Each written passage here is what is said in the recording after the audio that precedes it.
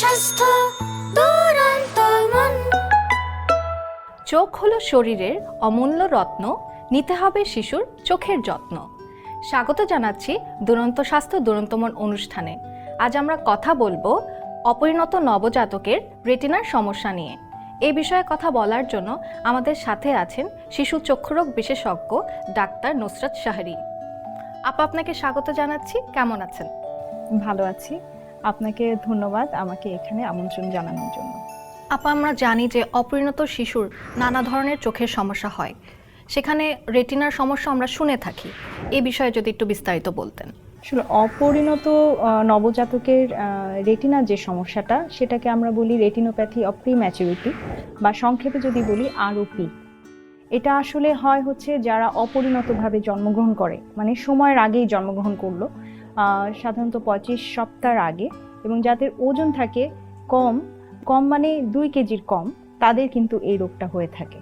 আপা, আপনি যে আরওপির কথা বললেন বা রেটিনোপ্যাথি অফ প্রিম্যাচুরের কথা বললেন, এটা আসলে কেন হয়? আসলে একটা নবজাতক যতদিন তার মার পেটে থাকার কথা, মানে নর্মাল ডেলিভারি যে টাইমটা, সেটা যদি সে থাকে মার পেটের ভিতরে, তাহলে কিন্তু তার চোখটা একদম পরিপূর্ণভাবে মোটামুটি গঠিত হয়েই আসে পৃথিবীতে। কিন্তু এই বাচ্চাটা যখনই তার সময়ের আগে জন্মগ্রহণ করে অথবা ওজনটা কম থাকে, সেক্ষেত্রে কিন্তু তার গঠিত অবস্থায় সে পৃথিবীতে আসে না, এবং এই চোখের গঠনটা পরিপূর্ণ হয় পৃথিবীতে আসার পরে। মার পেটে যেভাবে থাকার কথা ছিল, রেটিনাটা যেভাবে গঠিত হওয়ার কথা ছিল, সেইভাবে গঠন হতে পারে না, এবং উল্টা পাল্টাভাবে রেটিনার গঠনটা হয়, এবং অনেক সময় এটা মারাত্মক রকম সমস্যা করে ফেলে, এবং বাচ্চা কিন্তু অন্ধ হয়ে যেতে পারে। সেক্ষেত্রে সকল প্রিম্যাচুর বা অপরিণত শিশুরই কি এই সমস্যাটা হতে পারে? সব বাচ্চার হয় না। সাধারণত আমরা দেখেছি যে 100 জন বাচ্চার মধ্যে 20 জনের একেবারে রেটিনোপ্যাথি অফ প্রিম্যাচুরিটি, যেটা আরওপি, এটা হতে পারে। এখন কাদের হতে পারে? যাদের বয়স 25 সপ্তাহ, মানে 25 সপ্তাহে যাদের অথবা তার আগেই জন্ম নিয়ে নিল, অথবা যাদের ওজন 2 কেজি অথবা তার থেকে কম, এই বাচ্চারা কিন্তু বেশি ভালনারেবল। আবার যাদের জন্মের পরে এনআইসিইউতে থাকতে হয়, অক্সিজেন সাপ্লিমেন্টেশন নিতে হয়, যাদের অথবা নিউমোনিয়া হলো, সেপ্টিসেমিয়া হলো, অথবা ব্লাড ট্রান্সফিউশন লাগছে, এই বাচ্চার কিন্তু আরওপি হতে পারে। একজন শিশু আরওপি নিয়ে জন্মগ্রহণ করলো, সেক্ষেত্রে কি কি লক্ষণ প্রকাশ পায় এবং কতদিনের মধ্যে সেটা প্রকাশ পায়? আসলে শিশুর তো চোখের ভিতরটা যদি আমরা না দেখি, তাহলে কিন্তু বুঝতে পারবো না যে কোন শিশুটার আরওপি ডেভেলপ করছে, এবং এটা দেখার একটা নির্দিষ্ট টাইম আছে। সো এইটা আসলে কোনো লক্ষণ হিসেবে দেখা যাবে না যে কোনো লক্ষণ তার প্রকাশ পাবে, এরকম কিছু না। যদি বাচ্চাকে আসলে দেখাতে হয় জন্মের 30 দিনের মধ্যে, 30 দিনের মধ্যে কোনো লক্ষণ প্রকাশ পাবে না, কিন্তু দেখাতে আসতে হবে। আবার যদি দেখা যাচ্ছে যে কোনো বাবা মা মনে করে বাচ্চা তো অসুস্থ, 30 দিনের বাচ্চা মাত্র, অথবা 1 মাস, এরকম তার থেকে একটু বেশি, যে এখন না, আর একটু বড় হোক, চোখ পরীক্ষা পরে করব, এমন যদি চিন্তা করে, দেরি করে, 4-5 মাস পরে আসে, অনেক সময় দেখা যায় যে এই বাচ্চাগুলো অন্ধ হয়ে তারপর আমাদের কাছে নিয়ে আসে, যখন কিছু করার থাকে না। আপা, তাহলে প্রিম্যাচুর বেবির ক্ষেত্রে 1 মাসের মধ্যেই চোখের ডাক্তারের কাছে যেতে হবে? হ্যাঁ, অবশ্যই। যাদের ওজন কম, 2 কেজি নিচে, অথবা 25 সপ্তাহের মধ্যে জন্ম হয়েছে, তাদের অবশ্যই 1 মাস বয়সের মধ্যেই দেখাতে হবে। আর ওজন যদি আরও কম থাকে, যেমন হচ্ছে 1500 গ্রাম, অথবা সে 30 সপ্তাহের আগেই জন্ম নিয়েছে, সেক্ষেত্রে কিন্তু আরও আগে দেখাতে বলা হয়, 20 দিনের মধ্যে। 20 দিনের মধ্যে। সেক্ষেত্রে কোথায় যাবেন বাবা মারা? আসলে এখন অনেকগুলো হসপিটালে আরওপি স্ক্রিনিংটা হয়। আমাদের জাতীয় চক্ষু ইনস্টিটিউট বা এরকম যে ইনস্টিটিউটগুলো আছে সেখানে হয়, ঢাকায় সরকারি হাসপাতালে হয়, বিভাগীয় শহরগুলোতে হয়, এবং বেসরকারি বিভিন্ন হাসপাতালে পরীক্ষাটা হচ্ছে। আপা, তাহলে প্রিম্যাচুর শিশু জন্ম নেবার 20 দিনের মধ্যে বা 30 দিনের মধ্যে ডাক্তারের কাছে যেতে হবে। এটা কি একবারই যেতে হবে নাকি বারবার চক্ষু বিশেষজ্ঞের কাছে যেতে হবে? আমরা আসলে যখন স্ক্রিনিং করি, আমরা দেখি বাচ্চাকে যে রেটিনাটা পরিপূর্ণতা পেয়েছে কিনা। যতদিন না পর্যন্ত পরিপূর্ণতা পাচ্ছে, ততদিন পর্যন্ত আমরা আসতে বলি। এর জন্য কয়েকবার আসতে হতে পারে। পরিপূর্ণতা পেতে সাধারণত 42 থেকে 45 সপ্তাহ লেগে যায়। তো একবার যখন বাচ্চা একজনকে দেখলাম 30 সপ্তাহ তারটা পরিপূর্ণতা পায়নি, তখন আমরা আবার বলি যে আপনি আরো কিছুদিন পরে আবার 2 সপ্তাহ পরে বা 3 সপ্তাহ পরে আসেন। তখন আমরা আবার দেখি, যতদিন না পর্যন্ত পরিপূর্ণতা পায় ততদিন পর্যন্ত আমরা আসতে বলি। আবার আমরা কখনো দেখি যে একটু বেশি রিস্কি মনে হচ্ছে বাচ্চাটার, একটু মনে হচ্ছে যে সমস্যা হচ্ছে, তখন আমরা আর্লি আরেকটু আগেই বলি যে না, আপনি 1 সপ্তাহের মধ্যেই আবার দেখান। কারণ কিছু কিছু ক্ষেত্রে আমাদেরকে 48 থেকে 72 ঘন্টার মধ্যেই চিকিৎসাটা শুরু করে দিতে হয় যদি আমরা সেরকম প্রবলেম পাই। যেসব শিশু আরোপি হয় তাদের কি চিকিৎসার মাধ্যমে এই রোগটি দূর করা সম্ভব? আগেই বললাম যে 100টা বাচ্চার মধ্যে 20টা বাচ্চার হয়তো সমস্যাটা মানে আরোপি হতে পারে। তো যাদের আমরা এরকম স্ক্রিনিং করে বের করি যে এই বাচ্চাগুলার আরোপি হয়েছে, তাদেরকে আমরা ইনজেকশন দিই, চোখে ইনজেকশন দেওয়া লাগতে পারে, অথবা লেজার করা লাগতে পারে, অথবা ক্ষেত্র বিশেষে আমাদের অপারেশনেও যাওয়া লাগতে পারে। এগুলো হচ্ছে চিকিৎসার ধাপ। আপনি চিকিৎসার ক্ষেত্রে বললেন ইনজেকশনের কথা বা লেজারের কথা। এত ছোট শিশুর কি লেজার বা ইনজেকশন দেওয়া সম্ভব? হ্যাঁ, সম্ভব, এবং সেটা খুবই সুন্দরভাবেই দেয়া হয়। আর যদি আমরা চিকিৎসাটা না দিই, ইনজেকশনটা লেজারটা না দিই, তাহলে বাচ্চাটা তো অন্ধ হয়ে যাবে এবং এটা সারা জীবনের জন্য। তাই আমাদের অবশ্যই এই বাচ্চাদের এই লেজার বা ইনজেকশন যেটাই লাগুক বা অপারেশনে লাগুক, সেটা আমাদের করতে হয়। কোন কোন শিশুর আসলে অপারেশনটা লাগছে? আসলে আরোপির 5টা স্টেজ আছে। প্রথম 2-1টায় লাগে না, তৃতীয়টায় লাগতে পারে, অথবা চতুর্থ এবং একদম লাস্ট স্টেজ যেটা 5ম স্টেজ, যেখানটায় রেটিনা ছিঁড়ে আসে, সেসব ক্ষেত্রে অবশ্যই আমাদের অপারেশন লাগে এবং আমরা রেটিনাটা যেখানে ছিঁড়ে গেছে সেটা আবার লাগিয়ে দেওয়ার চেষ্টা করি। আপনি স্টেজগুলোর কথা বললেন, এইসব স্টেজ আসলে আমরা বুঝবো কি করে যে আমার শিশু এখন কোন স্টেজে আছে? আসলে এটা বাবা মা তো বুঝতে পারবেন না, এই জন্যই বলা হয় চক্ষু চিকিৎসকের কাছে যাওয়ার জন্য। আমরা যতক্ষণ না পর্যন্ত চোখের মণিটা বড় করে বাচ্চাকে না দেখব, ততক্ষণ পর্যন্ত আমরাও বুঝতে পারবো না যে কোন বাচ্চাটার আরোপি হয়েছে এবং সে অ্যাডভান্স স্টেজে চলে গেছে কিনা। যদি অনেক বেশি দেরি করে ফেলেন বাচ্চার বাবা মা, সেক্ষেত্রে দেখা যায় যে বাচ্চাকে অন্ধ অবস্থায় নিয়ে আসলে আমরা তখন বুঝতে পারি যে তার আসলে আরোপি হয়েছিল। আরোপিতে স্ক্রিনিং টেস্টের কথা বললেন, এই স্ক্রিনিং টেস্টটা আসলে কিভাবে করা হয়? আমরা শিশুদেরকে জন্মের 30 দিনের মধ্যে আসতে বলি এবং প্রথমে আমরা দেখি যে তার রেটিনাটার কোন পর্যায়ে আছে। যখন দেখি যে না, সে স্বাভাবিকভাবেই তৈরি হচ্ছে, তখন আমরা আবার তাকে, বাচ্চার বাবাকে একটু সময় দিয়ে দিই এবং বলি যে আপনারা 1 সপ্তাহ বা 2 সপ্তাহ পরে আবার আসেন। তখন আবার আমরা দেখি এবং এটা দেখা হচ্ছে চোখের মণি বড় করে, তারপরে হচ্ছে ভিতরটা আমরা চোখ দেখি। 2 সপ্তাহ পরে যদি দেখি যে না, আবার স্বাভাবিকভাবে হচ্ছে, কারণ এটা একটা স্বাভাবিক প্রক্রিয়া যেটা তার স্বাভাবিকভাবে হওয়ার কথা, সেভাবে যদি তার হতে থাকে, আবার আমরা টাইম দিয়ে দিই যে আপনি এতদিন পরে আসবেন, সেটা 42 বা 45 সপ্তাহ পর্যন্ত। আর এই যে আমরা দেখছি, এই দেখার মধ্যে যদি কখনো আমরা দেখি যে না, সে যে জটিলতার মধ্যে চলে যাচ্ছে, মানে বিভিন্ন স্টেজ আছে আরোপি, সেই স্টেজের মধ্যে চলে যাচ্ছে, সেক্ষেত্রে আমরা আগেই চিকিৎসাটা স্টার্ট করে দিই।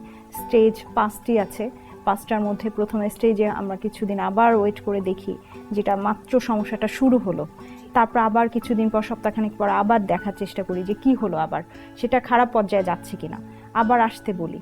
তারপর আবার যদি দেখি যে না, মারাত্মক রকম কোনো কিছু হয়ে যাওয়ার সম্ভাবনা আছে, সেক্ষেত্রে আমরা তা আগেই বলে দিই এবং তখনই আমরা চিকিৎসাটা স্টার্ট করে ফেলি, যে লেজার যেটা বললাম বা চোখে ইনজেকশন দেয়া, যেটাতে রক্তনালী যেই অস্বাভাবিকতার জন্য রেটিনাটা ঠিকমতো হচ্ছিল না, সেটাকে হল্ট করানোর জন্য, সেটাকে থামানোর জন্য আমরা এই চিকিৎসাগুলো দিয়ে থাকি। তারপরে যদি আমরা লেজার আর ইনজেকশন দেওয়ার পরে মোটামুটি সে ভালো হয়, আবার নতুনভাবে তার রেটিনাটা হতে থাকে, তখন আমরা আবার ফলো আপ করি। মানে এটা একটা কন্টিনিউয়াস একটা প্রসেস, ফলো আপ অনেকবার লাগে। কোনো শিশু যদি 30 দিনের পর আসে, সেক্ষেত্রে কি কি জটিলতা হতে পারে? 30 দিনের পরপরই যদি আসে, তাহলে তো আমরা আবার দেখে নিব যে তার রেটিনাটা সেভাবে গঠিত হচ্ছে কিনা। আবার যদি বেশি কেউ দেরি করে ফেলে, অনেক সময় 3 মাস 4 মাসের বাচ্চা নিয়ে আসে, তখন আমরা আবার তাকে দেখি যে তার গঠনটা ঠিকমতো হয়েছিল কিনা। অনেক বাচ্চাই দেখা যাচ্ছে যে গঠিত হয় ঠিকমতো, আবার যারা ভালনারেবল ছিল, রিস্ক ফ্যাক্টর যাদের মধ্যে ছিল, তাদের যদি আমরা দেখি যে কোনো ধরনের সমস্যা, তাহলে সেই পর্যায়ে, যে পর্যায়ে তার আছে, যে স্টেজে আছে, ওই সময়ই তার ওই চিকিৎসাটা করা হতে পারে। আর যদি অ্যাডভান্স স্টেজে চলে আসে, যেটা রেটিনার কথা বললাম, রেটিনা একেবারে ছিঁড়ে চলে আসে, সেরকম হলে আসলে মারাত্মক সমস্যা, আমরা অপারেশনও করার চেষ্টা করি, কিন্তু হয়তো সব সময় আমরা দৃষ্টিশক্তি আনতে পারি না। যেটা আপনি বললেন অ্যাডভান্স স্টেজ বা স্টেজ 5, তখন যদি রেটিনাটা ছিঁড়ে যায় তাহলে কি সারা জীবনের জন্য শিশুটি দৃষ্টিশক্তি হারাবে? হ্যাঁ, এটা আসলে মারাত্মক একটা ক্ষতি, যেটা রেটিনা ছিঁড়ে চলে আসা একটা 3 মাস বা 4 মাস বা 5 মাস যাই বলি, রেটিনা ছিঁড়ে চলে আসা মানে সেই রেটিনাটা আসলে আগের মতো যেভাবে একটা নর্মাল মানুষের মতো যেমন রেটিনা হওয়ার কথা সেভাবে আনা সম্ভব না এটা। আপা তাহলে অপারেশনের মাধ্যমে কোন আরোপিটা ঠিক করা সম্ভব? আসলে বিভিন্ন স্টেজ আছে, তো স্টেজ 3, 4 এর মধ্যে আবার এ বি আছে, এগুলো থাকলে আমরা অপারেশন করে ঠিক করে মোটামুটি ফেলতে পারি। কিন্তু স্টেজ 5 যদি একেবারেই খুলে চলে আসে রেটিনা, তাহলে আসলে পুরোপুরি ঠিক করা সম্ভব হয় না। আপা গর্ভাবস্থায় কোনো সতর্কতা অবলম্বন করলে কি আরোপি থেকে দূরে থাকা যাবে?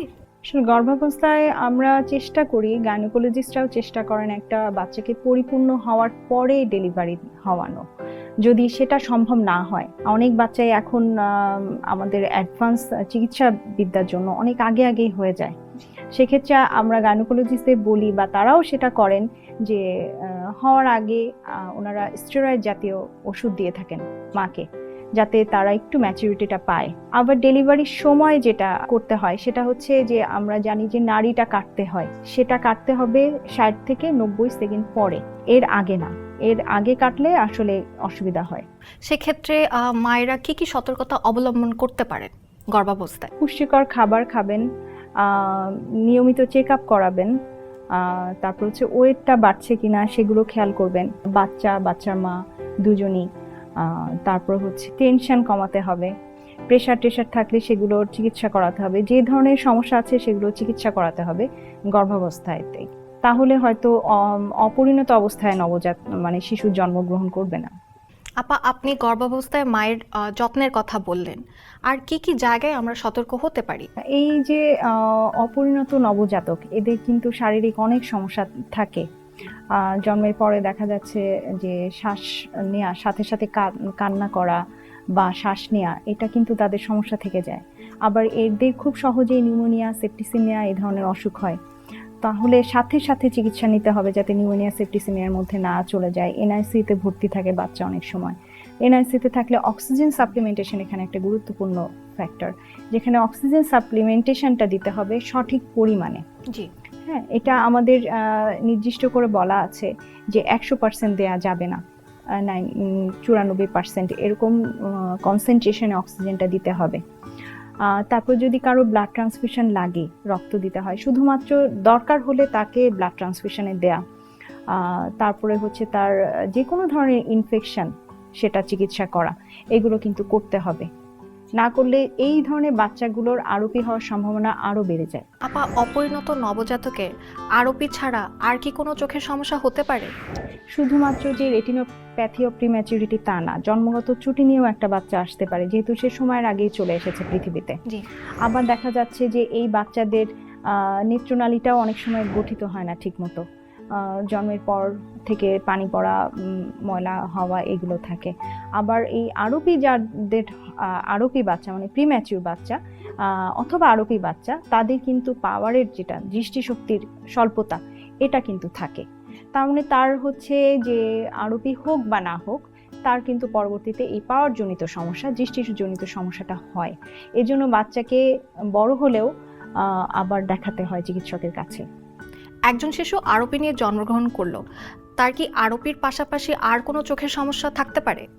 হ্যাঁ, একটা আরোপির বেবি যে আরোপিই থাকবে তা না, সাথে সাথে এই শিশুগুলো যেহেতু একটা রিস্ক নিয়েই কিন্তু পৃথিবীতে আসছে। হয়তো মায়ের কিছু ছিল, মায়ের হয়তো গর্ভাবস্থায় কোনো ইনফেকশন ছিল, যেটাকে আমরা টর্চ ইনফেকশন বলি, বা রুবেলা, সিএমবি, এই ধরনের ইনফেকশনে নিয়ে শিশুটা জন্ম নিতে পারে। এবং এই ধরনের শিশুদের কিন্তু রেটিনা আবার আলাদাভাবে অন্যরকম ইনফেকশন এবং সেটা আক্রান্ত হতে পারে, আবার এদের ছানিও হতে পারে।